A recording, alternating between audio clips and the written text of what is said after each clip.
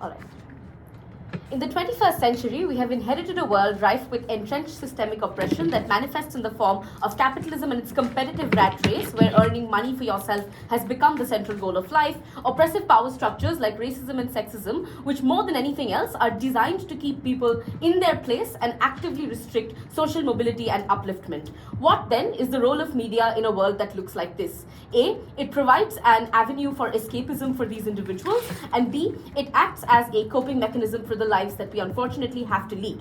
What then would this embracing of this culture look like? We think that's more books, movies, music, podcasts that get created along the lines of, say, The Hitchhiker's Guide to the Galaxy, which center the theme of exploring the universe and gives you the idea that you as an individual are simply like a drop of water in an ocean when you look at the entire universe together, right? The comparative is majority of media on their side of the house is one that centers around individuals and their ability to achieve and conquer through life. Look at stories like Harry Potter, look at stories like The Hunger Games, and the biggest forms of pop culture that you can think of in the status quo, all of which center around human conflict and an individual's ability to effectively circumvent all of these oppressive structures that are a result of human conflict and then emerge victorious as a product of it. What then changes on our side of the house? We force mankind to pivot away from this anthropocentric thinking and take cognizance of the fact that the universe is in fact a significantly larger machine and we're simply a mere cog in its wheel. Our first argument then is that this narrative pushes back against selfish identities and the impacts of that. When individuals place a premium on their ability to earn, the race that they were born in or the god that they pray to, it comes as a result of human selfishness and a human desire and belief of control. I.e., you believe that your god is superior to that of the others, and if you were to wage a war against other gods, you would somehow be able to claim supremacy of all of the human race and therefore humanity at its very end. We believe that inherently human beings believe that they have a claim to being on top of the food chain, and they do things to ensure that that position remains, i.e., being able to say things like they're fulfilling God's destiny or God's plan by going ahead and participating within such machinations. Except now, the media's embrace of cosmicism tells you that you're basically irrelevant to God's plan, and you would be rather stupid to believe that you can, in fact, actually do something to fulfill what the universe has already set into motion. Consider billionaires who, in their arrogance to build and leave behind legacies, hoard wealth, exploit the poor,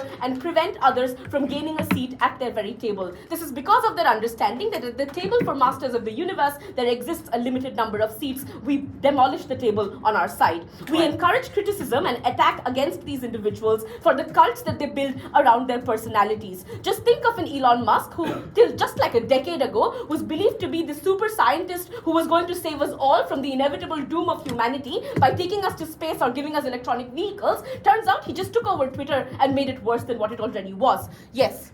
Can media show strong female leads break down human problems like sexism and racism and show you that you can break out of societal structures? Okay, secondly, why this serves as a coping mechanism to the most vulnerable, and this directly engages with their argument about these powerful female leads. One, I would like to posit within the status quo, it is extremely unlikely that the most important bits of pop culture in our times are going to be ones that revolve around individuals from minorities or from the subaltern being able to change the world. Second, and more importantly, even if they were to somehow prove this to be true, it is unlikely that this percolates into society in a manner that it actually brings about feasible change within these oppressive social structures.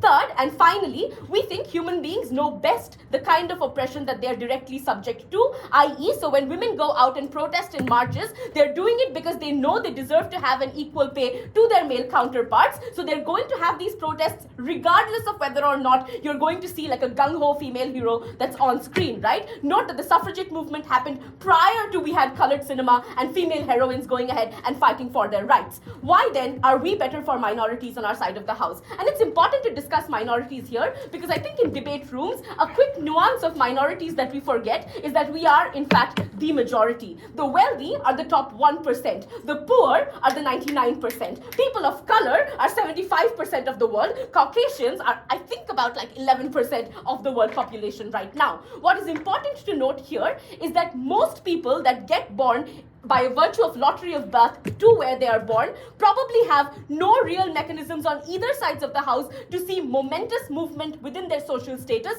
during their lifetimes, which basically means that on their side of the house, you shackle minorities with this burden that you are the sole survivor, i.e. you're going to be the sole savior of your own plight. It is your responsibility to become a hero like you see on television, to go ahead and change the world. If you are going through racist abuse, it is your responsibility to be able to correct that, because how else are you the protagonist or the hero of your own story? You clearly have the capabilities, according to media, to bring about change. Why aren't you able to do so? We think social movements happen on both sides of the house, given that oppression happens on both sides of the house. For those that fail to actively participate in social movements or bring about meaningful change, we give them respite in helping them find a place for them in their universe, i.e. we effectively tell them that, look, it's not your fault. There's not much that you could have done to begin with. I'm sorry that you tried and it didn't work out, but hey, don't lose hope. This is not the end of the line for you. That is what we uniquely change for these people on our side of the house. They have a coping mechanism to the kind of pain that they have to endure on both sides.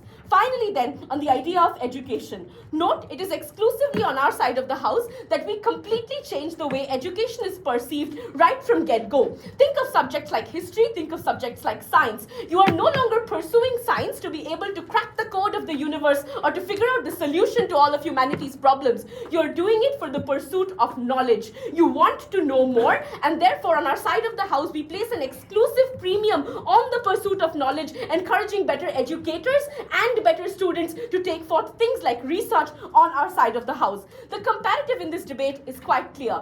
If your kid grows up watching Indiana Jones, your kid thinks that there exists value in exploring the world, in knowing the world, what really are the mysteries of communities and people that we're never going to meet. You still have to go ahead and respect them, because the universe created all of you, right? So if the universe is in fact this massive, why then is there an immediate premium placed on specific kinds of people that look a certain way, are born in a certain place, and speak a specific kind of language? On their side of the house, you have kids that grow up watching movies like The Godfather, believe that they truly can in fact take control of their destiny and of that of those around them, incredibly proud to propose.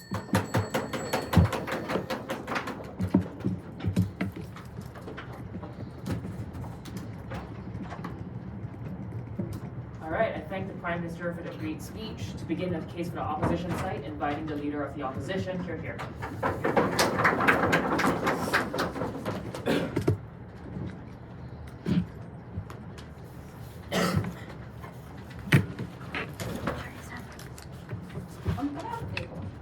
Oh, yeah, sure. Thank you. No worries. Thank you so much.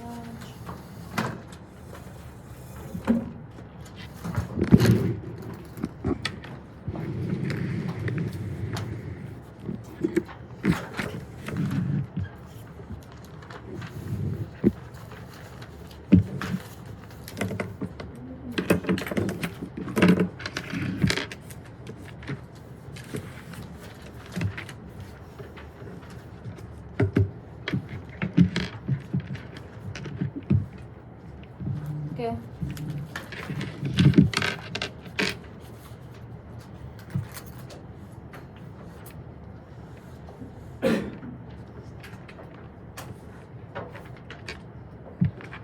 Planting a tree, helping the elderly, holding hands with your friends as you march on the streets to fight against oppression are all things that are significantly meaningful to you. Because even if you cannot change the world, you can still call to the fact that a lot of women are being oppressed. That you can somehow see a seedling in barren land sprout. That you can see your grandmothers, your mothers, and your fathers live a better life because you tried to fight for better pension care. We cannot control everything in this life, but we can control our relationships with other people. How we choose to spend our limited time by engaging in activities that are meaningful to us. We support things like media that proposes things and supports things and highlights things like community building and change, like galvanizing support, finding meaningful relationships with other people, finding and appreciating your loved ones, like Modern Family, like Community, or like Superstore. These are all individuals that live meaningful lives even if they are middle class, even if they are not the richest wisest people in the world. It is unclear to me why your entire existence, the importance of how you fight for things and galvanize for change by trying to plant trees or protesting on the streets has to only be important if you get systemic change at the end of the day. It is simply not true. They argue that you push back against things like selfishness under their side of the house because they embrace the meaninglessness of life. The first thing to note about this is that not all people actively engage in things like mass indoctrination and oppression of poor people. The example they themselves use are a limited group of people. So they say like billionaires who do things like oppress the poor through the capitalist system. That is just significantly unimportant because they had to prove that everyone's values, everyone's capabilities, and everyone's extraction of meaning had to rely on them being power hungry, and that is simply false. But secondly, they say that they're able to have things like the pursuit of knowledge. No, they don't. Because on their side of the house, they had to defend why things don't matter because they are a speck of the universe that is insignificant compared to the vast cosmic universe. But I will engage and say why the struggle is still important even if you fail. Because you have emotions as a person. You want to change a world that has oppressed women. You want to fight back against the rich people who impose tyranny against the middle class and have taken all our wages.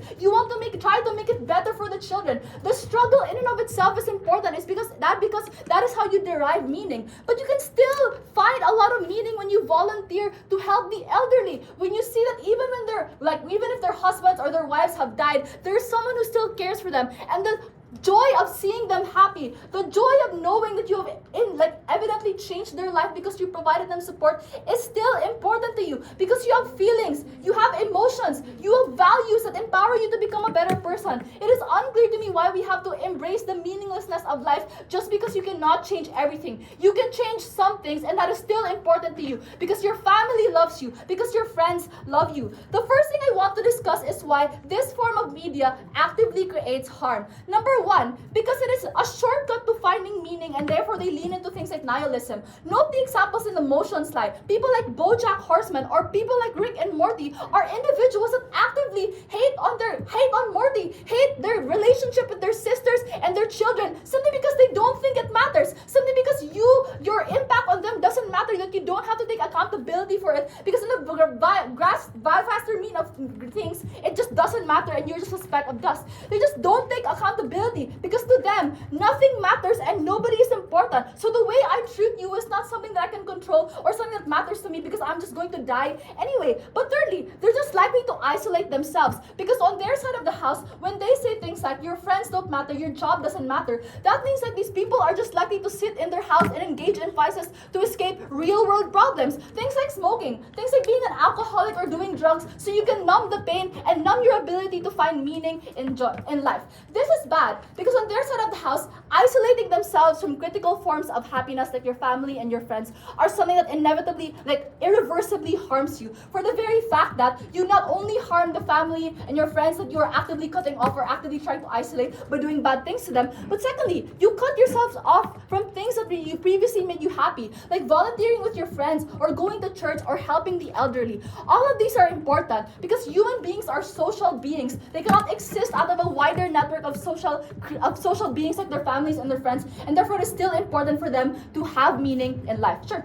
Cults of personality like Modi and Lula can no longer claim that they have been ordained by the universe to be the leaders of their respective nations on our side of the house. Explain. This is about media relating to Cosmicism. So Lula and Modi are just two people out of the vast majority of individuals that are normal like you and me who go to school, who have friends.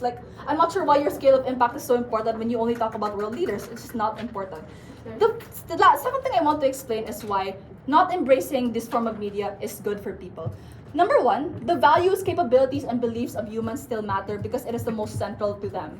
It is shaped by their formative experience to their parents, their teachers, and their friends. Things like fighting for the environment or going to church and doing outreaches with your friends and churchmates are still important to you because that is how you grew up. That is how you build formative experiences that shape the way you believe you see the world. Secondly, it gives them happiness, and the fact that they can impact people that are close to them is still meaningful. Planting trees with your friends, even if you know it is going to die, is still important. that. The value filial piety is how you give back to your parents after they have given you so much. But thirdly, even the attempt to change is good, even if it is unsuccessful. Seeing a tiny seedling sprout is still good. Providing legal aid to women who are abused is still good, even if you cannot change the entire system of the patriarchy. But fourthly, capabilities are what make you happy. When you are good at painting, when you are good at teaching kids, when you are an amazing chef, every single time you cook and paint are still stuff that are meaningful to you, even if you cannot change everything. I have significantly engaged with their premise that you cannot change everything in the world and therefore should not try to fight it. The small things that you do still give you meaning and happiness,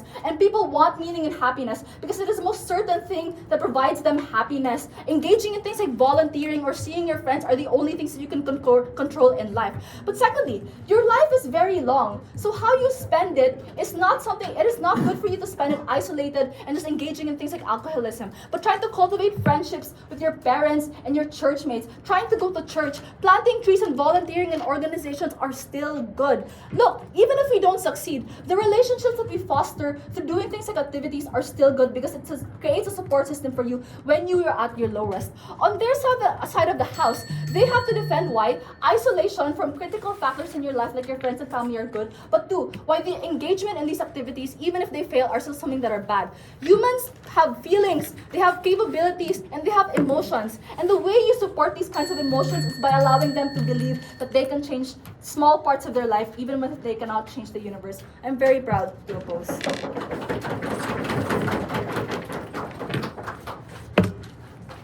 I thank the Leader of Opposition for that fine speech. To continue the gut case, inviting the Deputy Prime Minister here.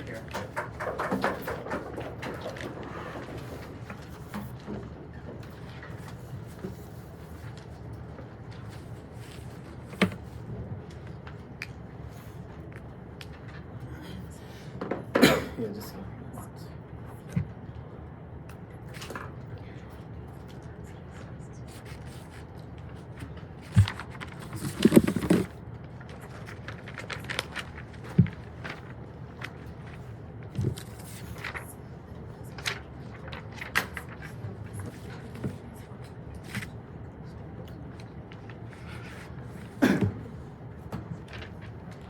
okay.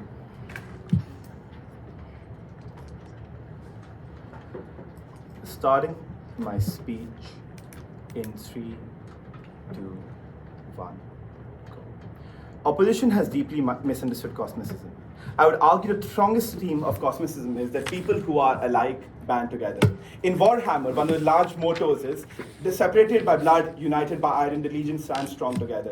In Rick and Morty, Rick risks his life at multiple instances to save Morty whenever he gets a chance. The reason for the same is very, very simple. Because you're a vast speck in the universe, you need to band together to go ahead and survive. You need to stay together with people who care about you, and only then you can undergo each and every trial and tribulation out there.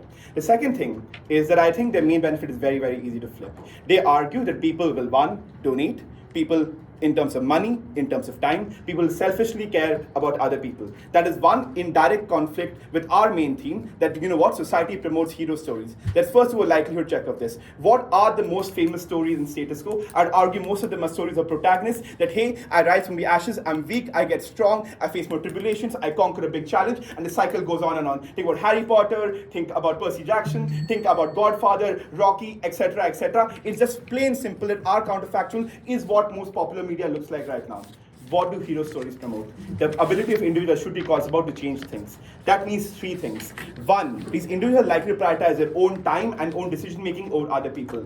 Two, most of these people believe themselves to be more capable than other people. People like to believe that since you are the protagonist, you have the ability to change things, which is why you should centralize your time and your efforts on yourself.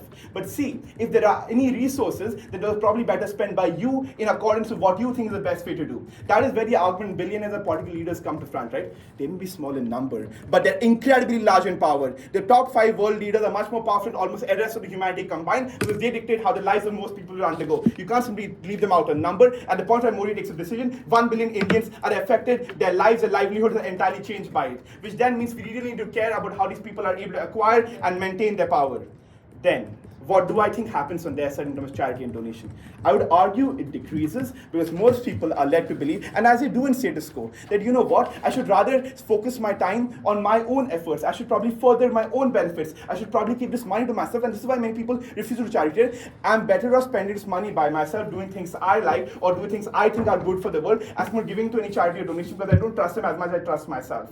And all these points of time, I really don't think that argument stands. But secondarily, in terms of seeking value and seeking friends, right? We have multiple other incentives to seek these things. Note, look, you still probably want to, let's say, feel a degree of companionship. You still probably do not want to be lonely and talk to other people. You probably want to discuss your cosmic ideas with other people, right? Hey, how do you seek meaning? How do you understand the world, etc.? Which then means you have a significant incentive to talk to friends and family on our side. Let's flip that idea in terms of struggle. Because if you want to talk about a Katniss Everdeen or so, I'm not sure if that's a good example. 3 reasons why. The first is very simple. As we point out, struggle is very, very hard. But 2, if struggle is very, very hard, then that probably means very few people are able to achieve it. Most people fail in the part of, let's say, speaking truth to power. Which then means in your office space, when you try to, let's say, complain against your boss, but you fail, you feel bad. When you go ahead and tell this to other people, and you're just comparing yourself with the hero that you said your ideals to be, you probably feel bad and don't feel you can live up to these expectations. This failure keeps on recurring to you, and as they point out, this failure is likely for most people involved over here. I'm not sure when they're repeatedly failing in the instant and failing up to live up to the ideal, how do they get the courage to continue? They probably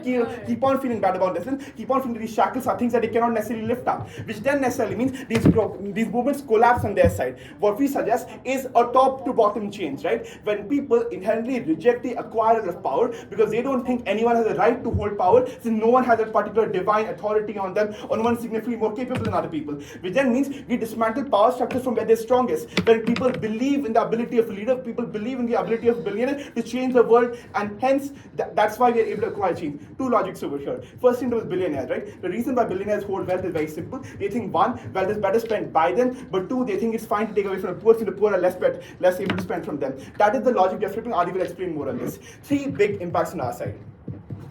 The first, and this is very important, we change materialism and hedonism on its head. The basics of materialism and hedonism is very, very simple. I want to do things because that makes me feel happy. It's I want to acquire material because someone else has material. I want to look cooler than them. I probably want to drive a swanky car so that I can be, let's say, the praise of the town, or all my friends will go ahead and admire me. Or for example, I probably want to buy this, let's say, big house or get this posh job because that probably benefits and furthers me. All of these are centralized across people, think of themselves as protagonists in the story, thinking of themselves as the main character, thinking of other people as relative competition. No, let's think about swimming, right? For example, if let's say a college level swimmer, you're probably jealous of your other rivals, but when you compare to Michael Phelps, you feel really insignificant, you're in awe of him. That's because there's a huge gap. That's the very same thing that you're talking about. Your ideals change, but now you're comparing yourself to the vastness of the universe, which then means these relativistic values just seem like small people, which you don't care about it as much. I think if you're able to prove materialism stands, then that probably means 1, a net decrease in consumerism, which is the cause of most environmental pollution, which Shruti talks about in her speech. But secondarily, I think that probably makes it much, much easier for people to buy the environmental Shruti talks about, because look, over here, you feel that your benefits and your privileges go away in terms of you getting that nice chocolate bar or that chocolate milkshake or whatever, right? You feel less about that because the increase or nursing needs are going to decrease on our side of the house if the as in preceding reasoning stands. The second thing is on unity.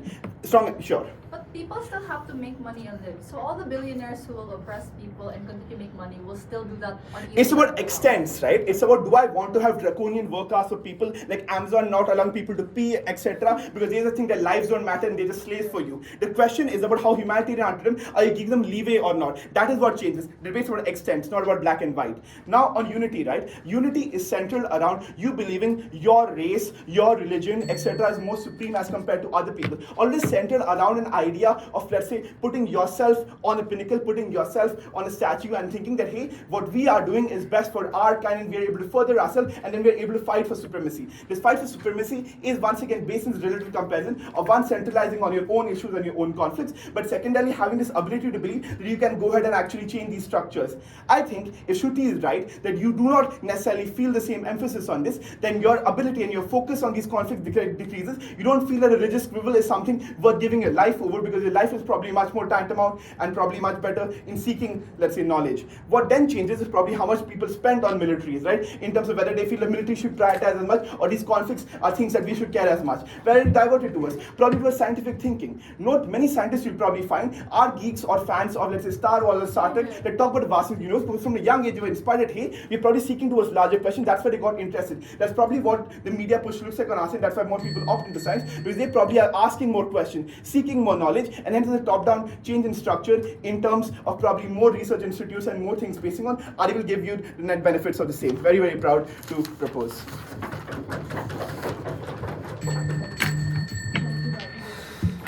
Thank you very much to the TPM for that fine speech. Considering the opposition case, inviting the dialogue here.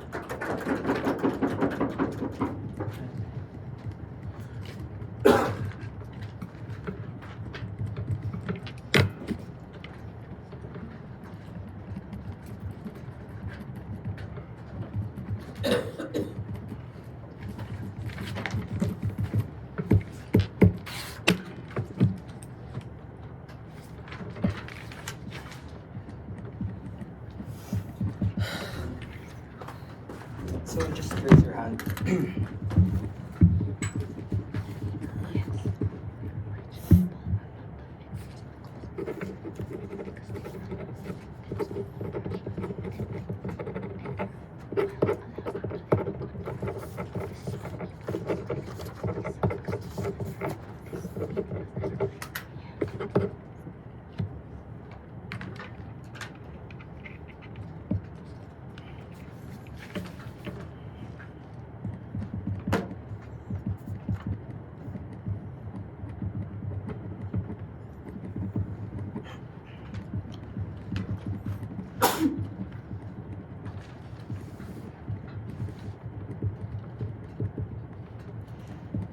First, I'll be charitable and explain why the motions delta is not the tipping point for their impacts. First, if humans face problems, our media already solves that.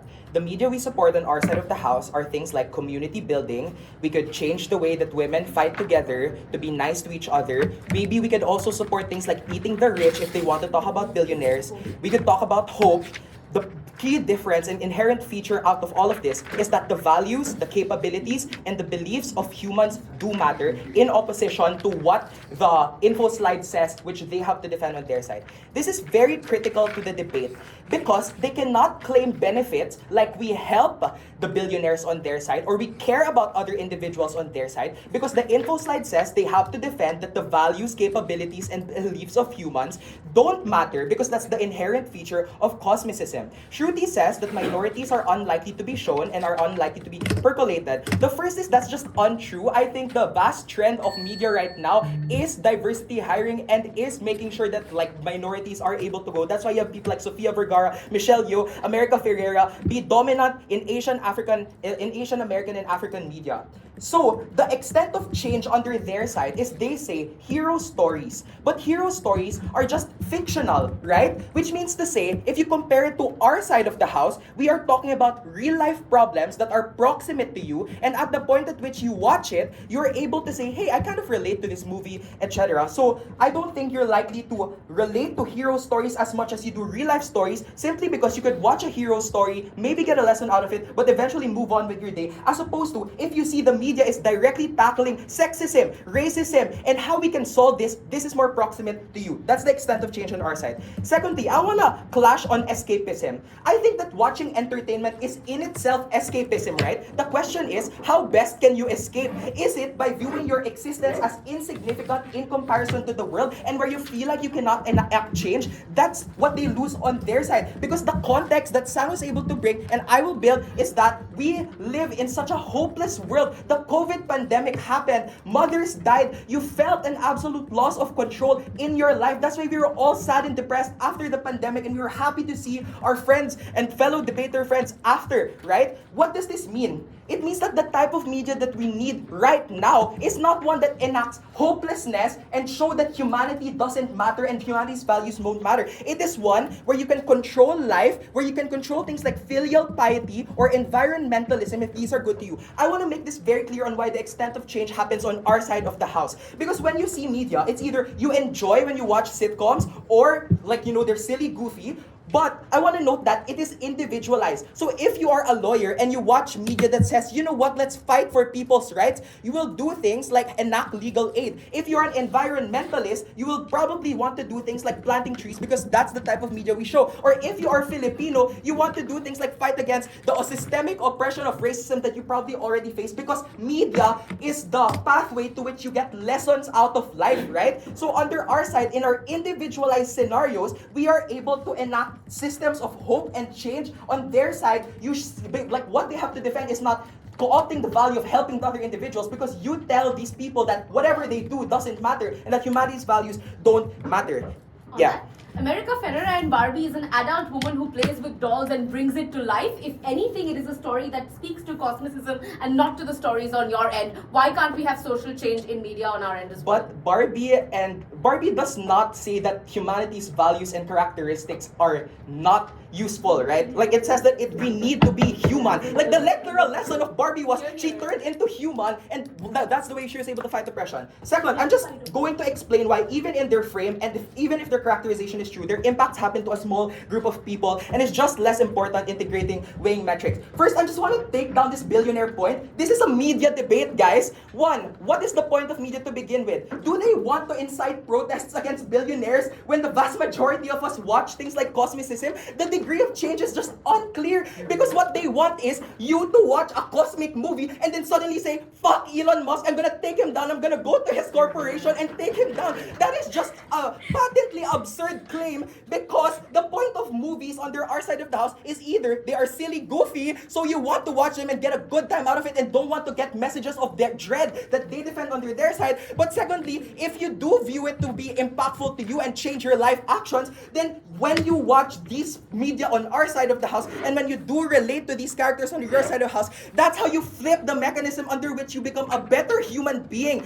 Under their side, I want to make the mechanism clear as to why their people are shittier and lean into bad, destructive behavior. Firstly, because if you feel like you don't matter and that your values, capabilities, and belief as a human don't matter, one, you're likely to disassociate with your existence. Second, you're likely to imbibe nihilism. Third, you're likely to believe that you can only rely on yourself. The reason for this is because you are a speck in the ultimate, infinite, vast universe. It doesn't matter what you do. That's why in Rick and Morty, the ultimate criticism to Rick and Morty is that it created more self-interested and horrible individuals. And the reason for that is for a specific group of individuals who felt like they were hopeless and who felt they needed to move on from the pandemic, they leaned into the persona of Rick, who is an asshole. They leaned into things like alcoholism and drug abuse. And the reason for this is that is the embraced media that they were able to see. So in the vast majority of instances under their side, people are likely to engage in things like alcoholism, drug abuse, but also be self-interested to the extent where they don't ask for help from individuals.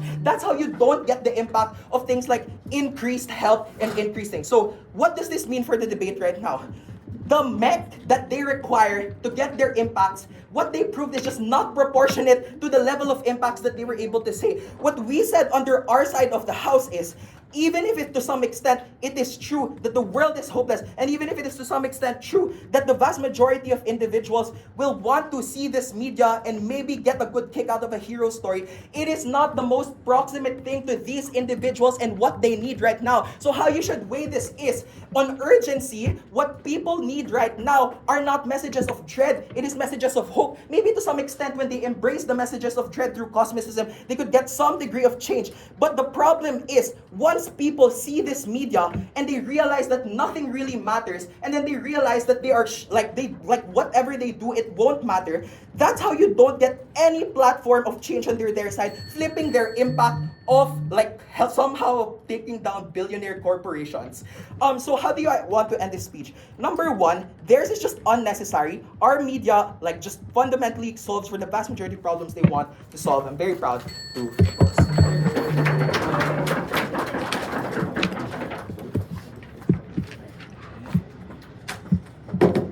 Thank you very very much to the ETL for that speech. To conclude the substantive portion of the Gov case, inviting the Gov with your here.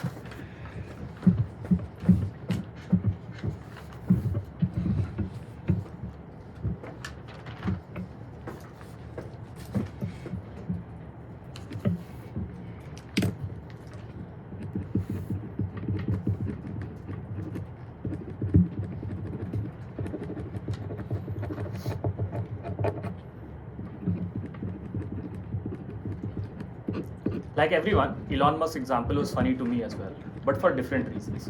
Because I was looking at what is the immense amount of tension within their case.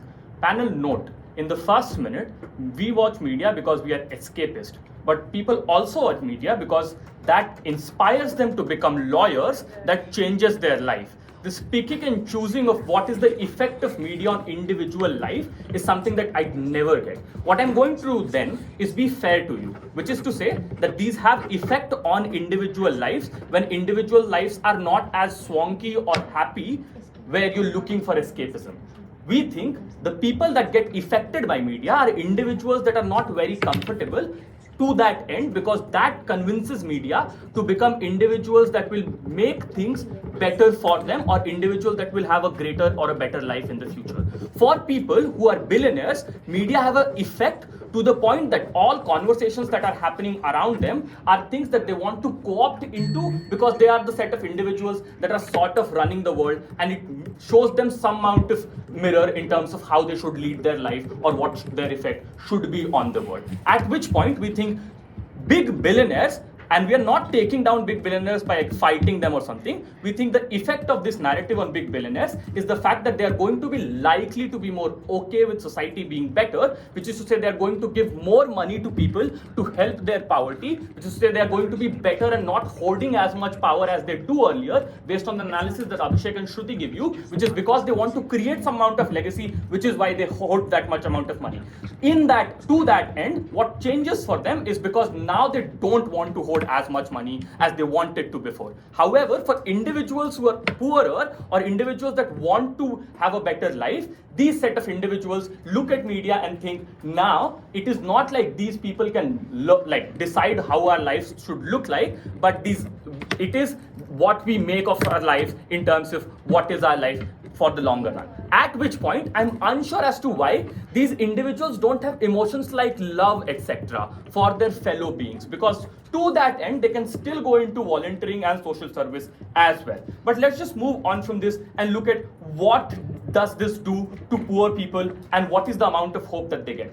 In the current world, poor suffering will not be as bad on our side of the house. First reason, because they get better support from the rich set of individuals. Second, they do not feel as bad for themselves because they want to feel that they are doing things that are good enough in terms of what their life looks like. Which is to say, they're not always comparing themselves to Michael Schumacher or Michael Phelps to the end that their swimming or driving capabilities look like. They want to live in a world which makes them feel okayish in terms of emotion, not make them feel shit because they don't have enough money. Currently, all their narratives or thought processes are hinged on the fact that God is going to save them in some way, or they are responsible for what they do because God is the overpower that decides based on what their actions are. In our world, they don't shit on themselves constantly, which is where they don't become alcoholics because they haven't failed feeling that they are in a systematic system of oppression that they can overcome by themselves. They realize that this system of oppression is designed in a way that can fuck them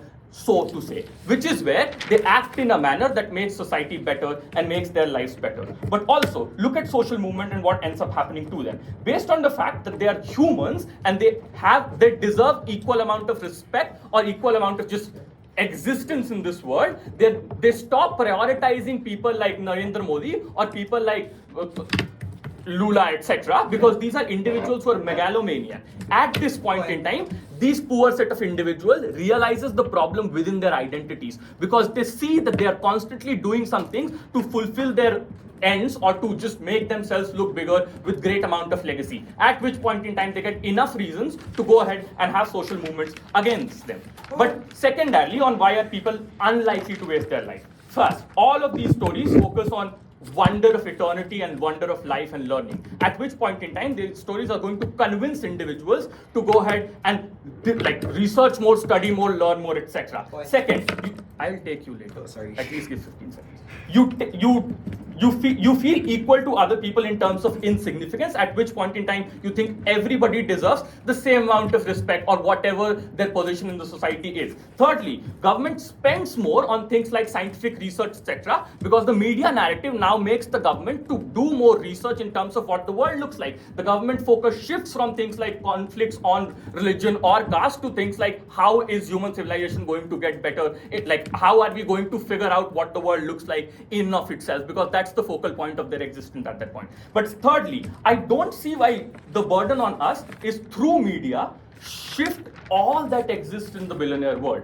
because that's the world that they need to support. Also, just note here that so easily they're saying that their counterfactual is the best form of the current world. Their burden in this debate is to defend the form of media that exists currently. Their burden in this debate is not to create a form of media that would be good enough in the current narrative. I'm unsure as to why highest rating still is with Tucker Carlson, but they still think individuals from African American community are individuals that are going ahead and making the most amount of waves and are changing society. Yes, your point. I think you overburden the motion to get the impacts you want. If you are poor and oppressed, you already know this. Why is watching Cosmicism the tipping point for ultimate change that you want? Because you think that God is here to go ahead and solve your life, at which point in time you think he's the person that is making correct decisions for you. In a world that you are not able to get out of this cycle of oppression, you think that you are doing something really fucked up, which is why God is not able to solve your suffering, which is why you stop thinking about yourself individually in terms of I am the focal point at which God looks upon always, and go ahead and live in a world where I should not be suffering because I have enough amount of just presence in society in general as every other individual has. You can compare how Elon Musk has lesser suffering and you have more suffering. You don't want to be suffering at all anyways. But let's look at what their comparative then becomes and why is that problematic. Panel realize the comparative is completely hinged on the fact that they're able to run that the current media narrative is something that is able to take people out of oppression. I would posit that because of the first two speeches on my side, it is clear that in the current world, people who are oppressed are under cycle of systematic oppression, and the media currently doesn't help them in terms of getting out of oppression. I still am looking for analysis as to why media currently is supporting them to change the cycle of oppression. At which point in time, the two bigger impacts that are winning this debate on is the fact that more environmental based decisions are being taken on our side and there's lesser conflict in the world, whereas there's more support for individuals from poorer section of society, which is why very, very proud to propose.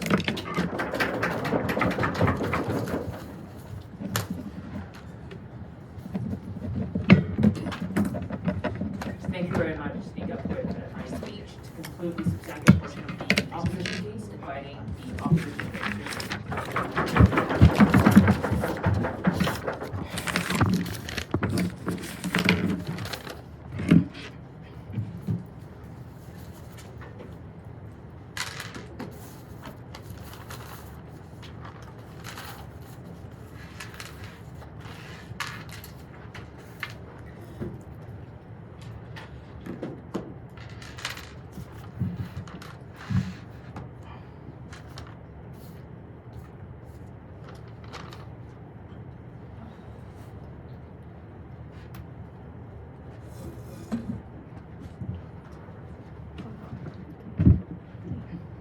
Let's ground this debate in reality, because I think a lot of government's claims exist in debate world and not in actual factual about how things play out and thus they cannot prove all of their benefits. The first is things like state welfare, things like fighting and conflict will always exist on either side of the debate because media is not the tipping point for these things. There are age-old incentives, vast amounts of racism, and just things like a capitalist system that really media does not change or sift incentives to. They don't prove to you why all of these structural reasons will suddenly be changed by a movie flashing on your screen, reading books of these things, because that is not enough analysis to suggest movie exists, therefore you change. They had to prove step-by-step mechanisms, take down all of the reasons why this happens, and prove how media is able to change all of these incentives. When there are things like billionaires think wars are great and it funds their pockets, when there are things like ancient histories that exist and make sure that people on the ground level do not want peace anyway because it's fundamentally opposed to their all of ideals, that is an immense burden to take care of. That is an immense burden that they have to cater to, and they don't prove why media is very often the tipping point. They don't get their pragmatics. But what remains unresponded to is our very low burden and very low benefit that if you see a media that you relate to and you feel happy because you see a lawyer helping animals and that has good things and you are happy because of that, that is fundamentally a benefit that we have that they don't respond to. That means not only are impacts far more certain, it also proves to you how these little changes get the big changes at the point of which you continue to do good, at the point of which people think their impacts and emotions have meaning in life, versus the comparative that they never were even willing to defend from the Infoslide itself that nothing else matters. This for second thing I then want to clarify is what exactly is Cosmicism and why does this hurt their pain, therefore engaging in their case. The first thing that they had to defend very simply were two things: escapism and things being irrelevant. They said, yeah, that's what you want to frame, that humans are irrelevant. Why is that bad? Two reasons. The first is, why would you do things like fight, continue to collectivize, continue to seek out human relationships if you are just a speck of dust? One speck plus one speck is still not a very big speck. I don't understand why you think that all of this collectivization, that people will still be motivated to fight change on their side if they believe that their actions do not matter. They had to prove why, despite this being the fundamental negative worldview of most people, that is suddenly able to overcome a lot of these thinking and thus collectivize, thus change the mind of billionaires, thus change the education system. Guys, be real, God check this. It simply doesn't happen. All of their logical leaps do not prove any benefit. That is why Cosmicism in and of itself, even engaging in their frame, proves why they do not get any of their benefits. But second, if they wanted to do things like say, oh, you expand a worldview, be like Indiana Jones and find new civilizations. Number one, why can't other media do that as well? You can have things like, sci-fi, you can have things like Indiana Jones that don't say that your adventures were irrelevant, but the adventure itself is something meaningful, something that only humans can truly do. All of these things prove to you why all of the narratives and all of their benefits can be co-opted, number one, by other forms of media, but number two, are not exclusive to media alone. Like the government can just want to have deep sea research and that's still good things and can exist in status quo. They don't get their benefits. We prove to you why our little benefits still stand and they don't make the trade-off of that. The last thing I want to talk about is billionaires. Number one, Elon Musk will not watch a movie and suddenly say, yeah, I should be benevolent, because he himself already thinks that. But number two, billionaires on our side can also be co-opted by the fact that, number one, we have multiple forms of media. We said that we celebrate things like Eat the Rich. We said that we celebrate other narratives like giving back. So if a billionaire watches our movie and we believe all of their logic that media can change billionaires, let's just create a movie that tells billionaires to be more philanthropical, that doesn't necessarily expand the Cosmicism. That is unnuanced to the debate. Therefore, all of their benefits do not stand. They do not prove the extent of why media are tipping points for this, but they do not respond to all of our analysis that say these can be easily co-optable by other forms of media. What does stand then? Number one, all of the harms that we push onto them that they don't respond to. The fact that you are likely to be seen as, likely to act as an asshole to the people who love you. That even if you aren't an asshole, you will self-isolate because you don't view things, that you don't believe that you matter. You don't believe that your actions matter. You're likely to do things like subscribe to alcoholism and and become a drunk, because if you're searching for that escapism and feeling of freedom can only be solved when you are high. What does this mean then? Number one, the irreversible damage that they do not respond to on the lives of people who consume this media is a harm that is super intense, because you lose the lives and you ruin lives. But furthermore, you cannot reverse it because you isolate yourself from support systems, meaning that your family and friends no longer reach you because the media tells you that they are lying, or your family and friends don't have an incentive to reach out to you because they also believe they are irrelevant and you're unwilling to change your behavior. Go.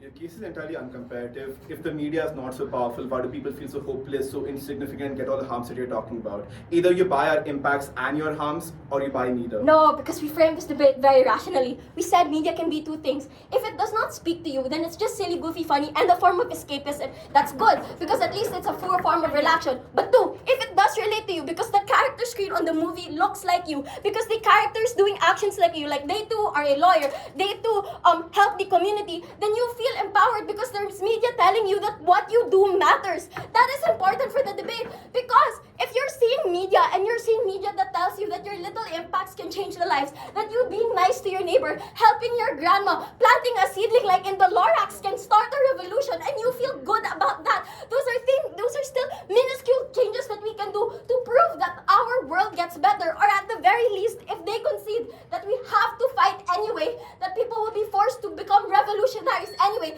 then at the very least, what we do and our sacrifices feel like they are making the big change. That is the delta, and that is what's important.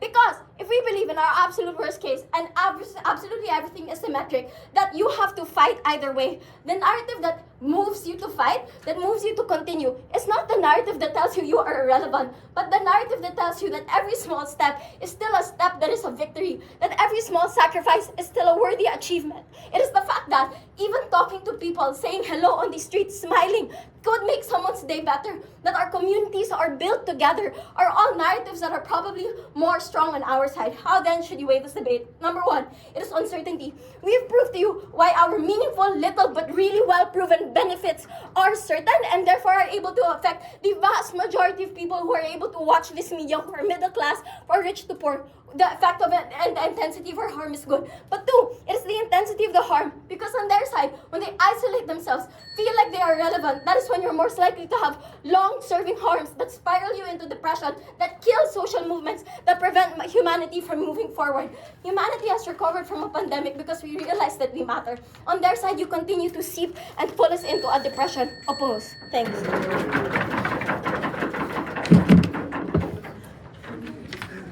Thank you very much to the opposition for the defiant speech. That concludes the substantive portion of the debate. Now for the reply speeches with the speaker order reversed. Let's first hear from the opposition reply. Here.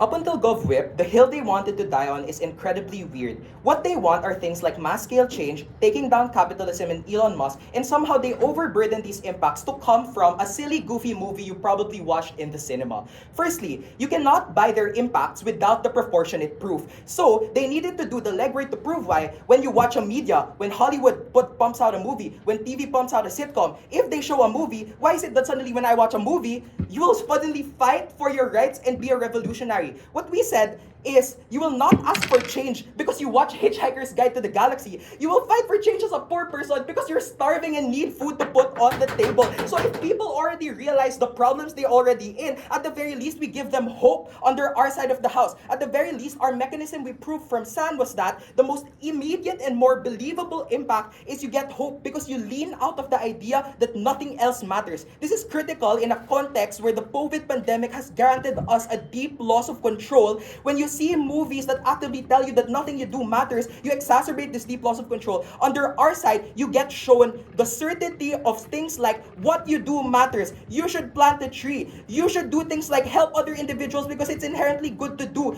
And what you do is good because that's how you win the impact of getting a better life under our side of the house. Because from San, we already said there's a lot of things out of your control. There's a lot of things you cannot change in the world. At the very least, what you can control are your your direct and immediate interactions with individuals, and that is exclusive under our side. They cannot claim their benefits because realize in the Infoslide, what it said is human values, capabilities are something that's tiny and insignificant. So they cannot say that they get religion or charity when that is reliant on believing that your actions matter. So before you buy the impacts that they pump and can no longer build that Gov reply, what I want you to consider is you cannot believe these impacts without first having them assess the burden of proof that is required of them. But what is the extent of change we get under our side? One, that people are happier because they don't have incentives to engage in self-destructive mechanisms like alcoholism or drug abuse, which we prove because, like for example in my speech, because you were able to do things like dissociate with existence, imbibe nihilism, or subsume yourself into narratives that you could only rely on yourself. Under their side, what an average individual will do is they will think that what they do don't matter, what their family and friends say don't matter, and therefore if nothing matters, then I should just drink alcohol or abuse drugs or ignore my family and friends who want to help me. The reason why we are winning this debate from this impact alone is, one, the value of happiness is good because it is an end in itself, but also we said that believing that your actions matter makes you become good. You engage in hobbies because your capabilities matter. You care about other individuals and helping them solve things like racism and sexism because you care about them and you care about your capability to help them. What then is the government case at the end of the debate? Number one, it's a bunch of uncertain impacts that weren't proven well because the degree of proof did not match the impacts that they were able to launch. But secondly, they don't really defend the motion in its truest and most direct sense because they weren't defending that your human values, capabilities, and actions don't matter. Abhishek tries to co-opt these values, but they can't co-opt these values insofar as what they had to defend is a world where cosmicism actively tells you that what you do does not matter because human capabilities don't matter. So, in assessing this debate, we were able to weigh out why their huge uncertain impacts weigh far less in comparison to the immediate benefit that you get, that what you do matters. What you get, like getting hope, is what matters. This is the most important thing in the debate and why we're advancing to the open semifinals, because if you believe that humans are suffering, then obviously we cannot change the huge structures, but what we can change is how we contribute, how I talk to you, how I tell my mother I love her, etc. Proud to applause. Thank you very much, the Gov reply for that speech. To conclude this open quarterfinals as a whole, inviting the Gov reply for here. All right. At the end of Barbie, Margot Robbie understands that humanity's essence lies in its suffering and its struggles and chooses to become a human because that really is where the essence of humanity lies. It still gives you a feminist message while also giving you the reassurance that, look girl, Barbie couldn't change the world, you probably can't either. It is best for you to set yourself smaller goals in terms of what gives you personal fulfillment, and that's where we live life the best on our side. The comparative within this debate is extremely unclear because they default to this immediate setting of pop culture on their side being about building communities. There is no likelihood analysis as to why that's the most obvious form of pop culture, which means you must default to status quo to analyze the debate. The most popular forms of pop culture today look like movies like Top Gun, Spider-Man, Rocky, which talk about one individual's insane fight towards all the odds they meet in life, and then they still go ahead and become successful. First then, they tell you most people are not selfish oppressors. No analysis to prove why that's true. Even if it's true, the people who matter are. These are the billionaires who want to hoard wealth to leave behind legacies, and politicians who build cults of personalities and tell you that they're bigger than you. On our side of the house, we give you two impacts for this. One, a decreased incentive to go ahead and do this because you understand no matter what legacy you leave behind, 100 years from now, it will literally turn to dust because the universe is that much bigger than you. Secondly, it increases an average audience's criticism of individuals like this because you perceive that they see themselves to to be bigger than the universe, and that's what you go ahead and directly attack. You are not bigger than us, and that's why we have the right to criticize you. Just because you're a billionaire, you're not bigger, you're not better. Secondly, on impacts. They refuse to engage with our impacts, claiming that they're possible on their side anyway. So let's talk about their impacts. Planting trees is likely going to happen significantly more on our side of the house when you realize that mankind's relentless march on climate has been unacceptable. The universe is bigger than us. Go outside, plant trees, save your environment. Secondly, taking care of parents. I would argue you do it because your parents raised you. You feel a sense of obligation towards them. You respect and love them on both sides of the house. You don't love your parents because the movie tells you you must. Finally, saying hello on the streets or attending church, mankind's requirement to have a community around them, to have friends, to feel love and kindness in their daily lives is inexclusive. That impact doesn't stand on their side. What then changes? The arguments on social movements. Look, direct victims of harm will always stand up to oppression. That is inexclusive. You know how shitty your life is, therefore you want to push back. What we provide uniquely on our side of the house is even if you fail in these protests and marches that you go to, we tell you that it's probably okay. The universe has decided a path for you. It's probably too big for you to change anyway, which means you don't turn into a disillusioned, deranged alcoholic on our side of the house because you keep trying and trying against these immense structures and keep failing over and over again. Depression is the biggest cause for addiction, and that is what is exclusive to their side of the house. You keep trying to push back against these immense structures, keep failing over and over again. That's what pushes you to disillusionment. Finally then, on control. We think you're less likely to go ahead and join a religious crusade on our side of the house simply because you understand that the universe is far too big for a regional conflict or like a religious crusade within your area to be something that is going to be particularly significant to what matters in the world in the longer run. Instead, we are the people that end up pushing individuals to actively go ahead and fight for achievable goals which within their lifetime go ahead and directly impact them. At the end of this debate, on our side of the house, we give you an incentive to go ahead and increase scientific research. They dismiss this by saying, oh look, governments will go ahead and do deep sea research anyway. This debate is on extents. On our side of the house, we have an increased number of people that want to go into science, increased number of people that want to do research. Therefore, there is greater research on our end. The judge panel would do well to keep in mind that the flip phone originally came from Star Trek, i.e. Motorola picked up the idea of a flip phone from watching Star Trek. Pop culture can 100% impact the way we perceive society, we perceive education, and the way we perceive science. Don't let them be dismissive and tell you it doesn't.